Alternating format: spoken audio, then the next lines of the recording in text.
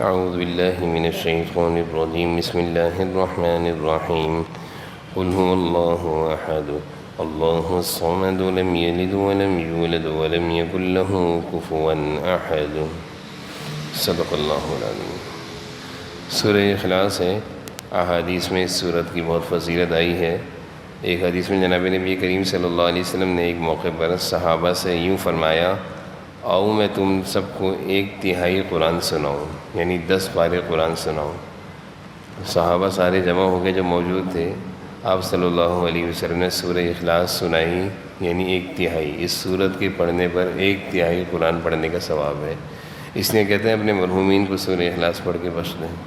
زیادہ تر بھی کہتے ہیں 3 دفعہ سورہ اخلاص پڑھ دو تو کتنے قرآن ہو گئے؟ پورا قرآن ہو گیا۔ 6 دفعہ پڑھ دیا 2 قرآن ہو گئے۔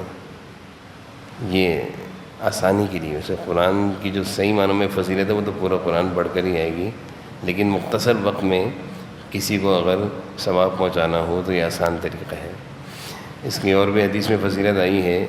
ایک حدیث میں آپ صلی اللہ علیہ وسلم نے ارشاد فرمایا کہ سورہ اخلاص، سورہ فلق، سورہ ناس، یہ اس کا پڑھنے والا، آپ نے فرمایا صبح شام ان تینوں صورتوں کو پڑھا کرو، اس کا پڑھنے والا ہر طرح کی بلاؤں سے محفوظ رہتا ہے، آفتوں سے، مصیبتوں سے۔ بہت فضائل ہیں۔ آپ صلی اللہ علیہ وسلم بھی اپنی ان 3 صورتوں کو رات کو سونے سے پہلے پڑھا کرتے تھے۔ ایک حدیث میں آپ نے فرمایا کہ یہ 3 صورتیں ایسی ہیں جو ساری آسمانی کتابوں میں اللہ نے نازل کی ہیں، تورات میں بھی تھیں، زبور میں بھی تھیں، انجیل میں بھی تھیں۔ پھر آپ نے فرمایا اس لیے یہ 3 صورتیں معمولی نہیں ہیں، ان کو ضرور پڑھا کرو رات کو سونے سے پہلے۔ تو حضور صلی اللہ علیہ وسلم کی کئی ساری احادیث سے ان 3 صورتوں کی فضائل بھی معلوم چلتے ہیں اور ان کی اہمیت کا بھی پتہ چلتا ہے۔ یہ صورت اس وقت نازل ہوئی تھی جب بعض کافر مشرکوں نے حضور صلی اللہ علیہ وسلم سے یہ پوچھا تھا کہ آپ جس خدا کی عبادت کرتے ہیں وہ کیسا ہے، اس کا ذرا حسب نسب بیان کریں۔ یعنی وہ جیسے انسانوں میں نسب ہوتا ہے، میرے والد کا نام یہ ہے، دادا کا نام یہ ہے، تو مشرکین نے حضور صلی اللہ علیہ وسلم سے یہی کہا کہ تھوڑا اللہ کا حسب نسب بیان کریں، اللہ کا تعارف بیان کریں۔ تو ان کی اس سوال کے جواب میں اللہ تعالیٰ نے یہ پوری سورت سورہ اخلاص، جس میں بہت زیادہ توحید بیان کی گئی ہے، توحید، رسالت اور آخرت۔ اللہ تعالیٰ نے پہلی آیت میں ارشاد فرمایا قل هو اللہ احد، ان سے آپ کہہ دیجئے کہ بات یہ ہے کہ اللہ ہر لحاظ سے ایک ہے۔ اللہ احد، اللہ احد، احد کا مفہوم اور ترجمہ جو مفسرین نے لکھا ہے وہ یہ ہے کہ اللہ تعالیٰ ہر لحاظ سے ایک ہے، یعنی اس کی ذات اس طرح ہے کہ نہ ان کے اجزاء ہیں، نہ حصے ہیں، نہ ان کی صفات میں کوئی اور، نہ ان کی صفات کسی اور میں پائی جاتی ہے۔ وہ اپنی ذات میں بھی ایک ہیں، یعنی ان جیسا کوئی نہیں جسمانی لحاظ سے۔ اللہ جسم سے پاک ہیں، وہ ہر جگہ ہیں، یہ کسی کے اندر نہیں ہے۔ اللہ کی ذات میں بھی کوئی اللہ کا جیسا نہیں اور نہ ہی اللہ کی صفات میں۔ احد کا مفہوم ہے، یہ یاد رکھنا چاہیے۔ احد وہ اکیلے ہیں ہر لحاظ سے۔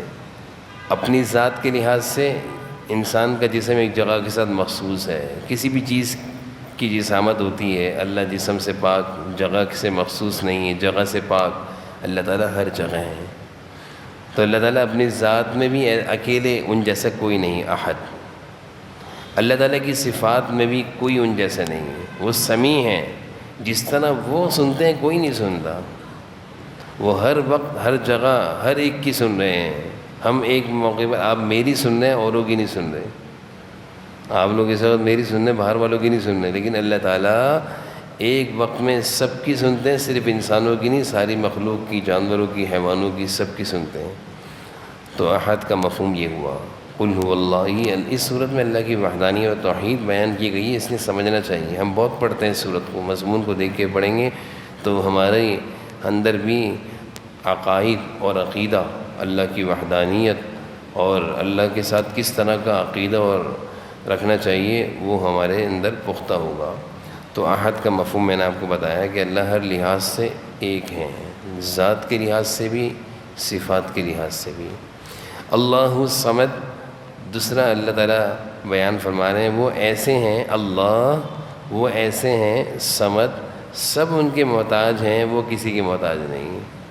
صمد کا مفہوم یہ ہے، اللہ الصمد، صمد یعنی ساری مخلوق اللہ کی ہر وقت محتاج ہے، ہر چیز میں محتاج ہے، لیکن وہ کسی کی محتاج نہیں۔ ویسے صمد کے مفہوم بہت سارے، بے نیاز بھی اس کا ترجمہ کیا جاتا ہے، بہت سارے ترجمے کیے جاتے ہیں، لیکن بہت سارے تفاسیر میں جو ایک ترجمہ جس پر زیادہ زور دیا گیا ہے، جس سے مفہوم بھی سمجھ آتا ہے کہ وہ ایسی ذات ہیں کہ سب اس کے محتاج ہیں، وہ کسی کی محتاج نہیں۔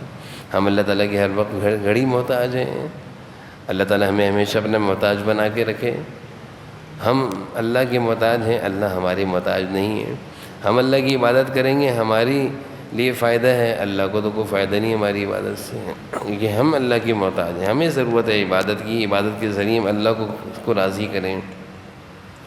تو اللہ الصمد کا مفہوم بھی آپ کے سمجھ میں آ گیا کہ وہ کسی کے محتاج نہیں، سب ان کے محتاج ہیں، ان کو کسی کی ضرورت نہیں، ہم سب کو ان کی ضرورت ہے۔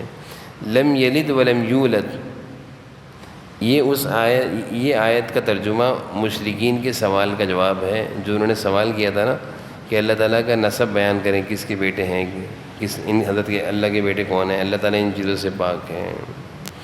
لم یلد، نہ کوئی اولاد ہے ان کی، نہ اس کی کوئی اولاد ہے، ولم یولد، نہ وہ کسی کی اولاد ہے۔ یلد نہ اللہ کی کوئی اولاد ہے، ولم یولد نہ اللہ کسی کی اولاد، نہ اللہ کی بیٹا ہے کوئی، نہ اللہ کسی کے بیٹے۔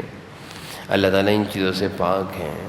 انسان کے ذہن میں شیطان سب سے زیادہ یہ وسوسہ ڈالتا ہے کہ اللہ کیسے ہیں، اللہ کی سے اوپر کون ہے۔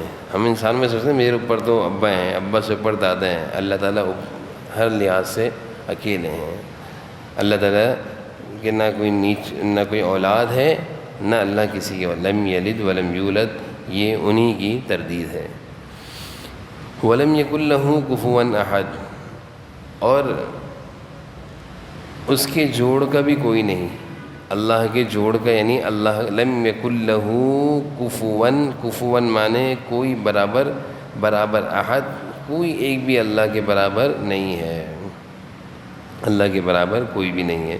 تو لم یلد ولم یولد میں اللہ تعالیٰ کی طرف سے ان لوگوں کے سوال کا جواب ہو گیا، اور اسی طرح ان لوگوں کی تردید بھی ہو گئی لم یلد ولم یولد میں، جو فرشتوں کو اللہ کی بیٹیاں کہتے ہیں، جو فرشتوں کو اللہ کی بیٹیاں کہتے ہیں، یہ حضرت عیسیٰ حضرت عزیر علیہ السلام کو اللہ کا بیٹا کہتے ہیں۔ لم یلد ولم یولد، اللہ کا کوئی بیٹا نہیں بھائی، نہ بیٹیاں نہ بیٹے ہیں۔ ولم یکن لہ کفوا احد، کوئی نہیں جو کسی بھی معاملے میں اللہ کے برابر ہو۔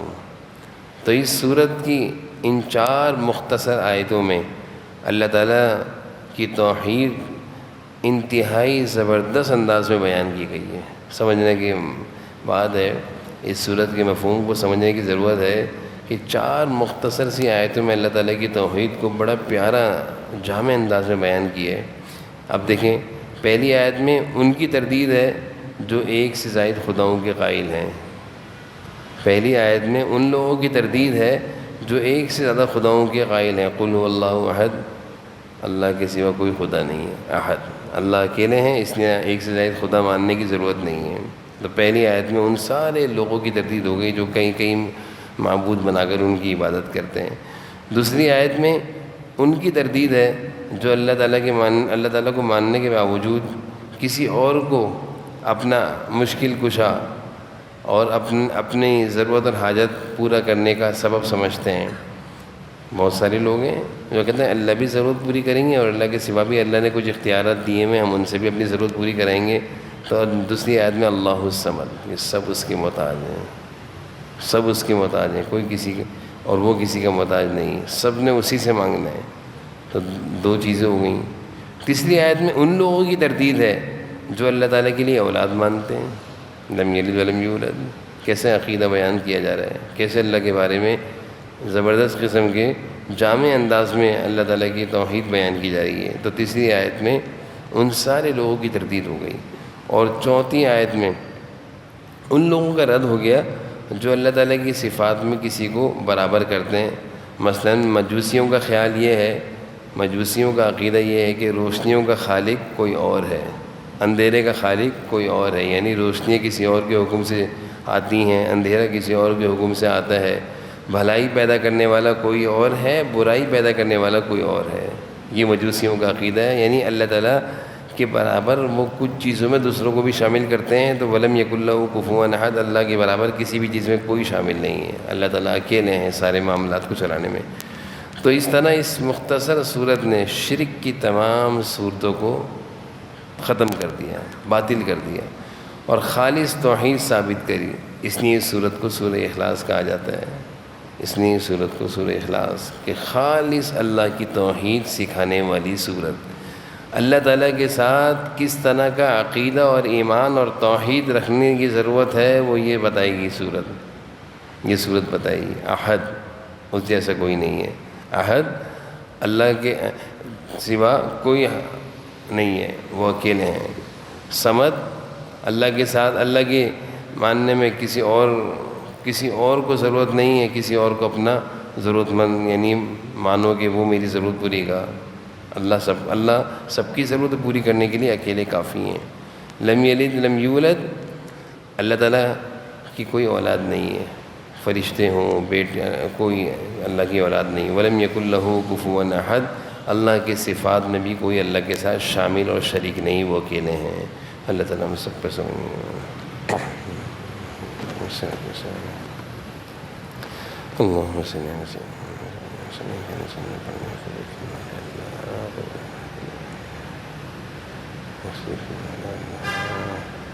صلی اللہ تعالیٰ علیہ وسلم۔